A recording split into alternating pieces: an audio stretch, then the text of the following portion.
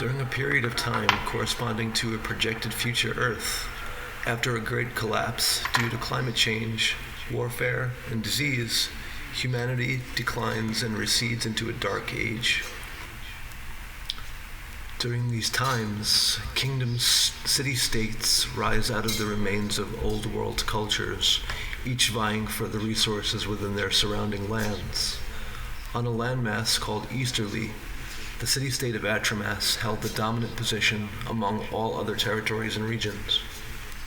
Their walled sectors, repaired and reclaimed old world technology, militia forces, and sheer number of humans gave Atramas a great advantage over the surrounding territories.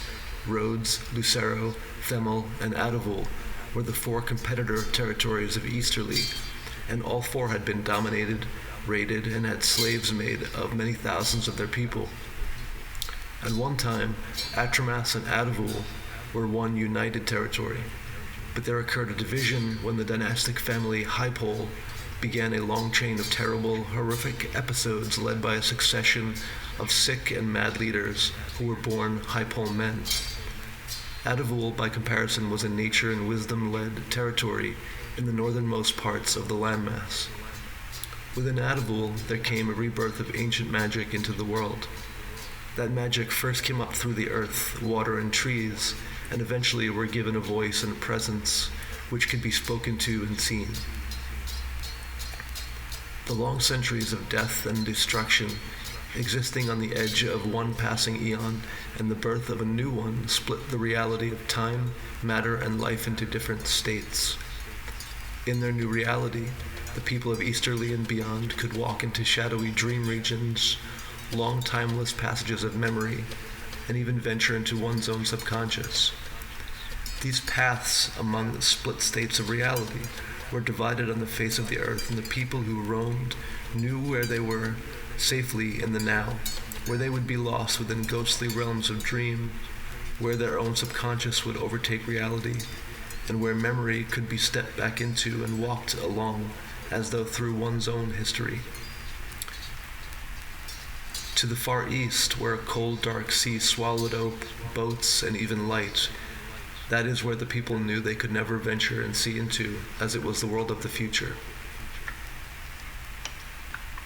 Though the new fracturing reality was what they had to fear and contend with, it became the way of things, and humans learned to make it a part of their lives.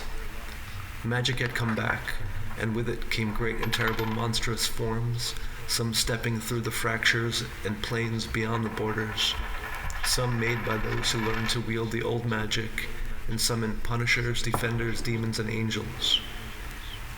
The voice and soul of the land, the power that had come back to the good people of Adavul, was a wise and generous soul. There were many gifts that were crafted or summoned up through the land and given away to those worthy to keep and wield them. There was a mask, a mirror, a hearth, a knife, a broad blade, a longbow, a crucible, a golden hoop, a cane, a heavy hammer, an axe, a bell, and a shield, one for each fit to carry. As these beings came to Adavul, went across the well-kept borders, and were deemed worthy, they found and met the voice of the land. Each, when offered their appropriate gift, is warned of what may happen during the times they would be in possession of their gift. For those who accept, they are granted a place and a home in the land. For that, and for the honor of bearing their gift, they will be keepers of the land and of the good things spreading outward from that place. Each bearer and gift would be suited to a different task. Some would be hunters of shadow creatures among the fractured zones. Some would hunt and destroy humans from their own time and reality. Some would heal and empower the hunters. Some would go out into the world to discover secrets and lies. Some would help and talk with the birds and insects and creatures, and others would go walking into the fractured places and write what they had seen. There were many tasks that needed doing in the changing world. As beings come into Easterly, they may make a visit to a crowded and famous trader's dock at the western fringes of Atramas city-state. Trader's Dock was built upon the bones of old world industrial sites, where ships once unloaded vast quantities of goods. In the now, wooden decking, piling, rusted metal infrastructure, beams and overhead lines crisscross among a long stretch of warehouses, dockhouses, alehouses, merchants, trader caches, market strips, and communal houses. The many branching waterways of Many-Name River runs adjacent to the docks of the Old World.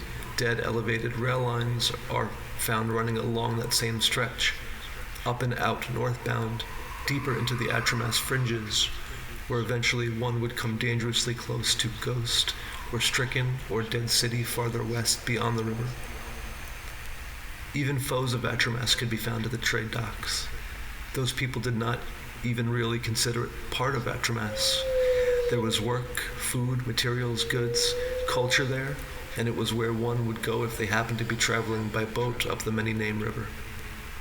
On the docks there were houses that served as waypoints for those far from home. There was one for Rhodes, Lucero, Themel, and one for Adavul. Within the Adavul Way House, over the past few weeks, word had spread that the high pole head wife was seen there on several separate occasions. In fact, if one were to investigate and have a close look, it was a popular topic of discussion, and folks were speaking about it openly. There was even a flyer printed on a sheet of rough, cheap paper, stuck into shingles along the walls outside a tiny, narrow inn called Spider Hatch. The flyer stated in bold type, "High head lady, come to buy bread. Next time we seen her, same lady, no head."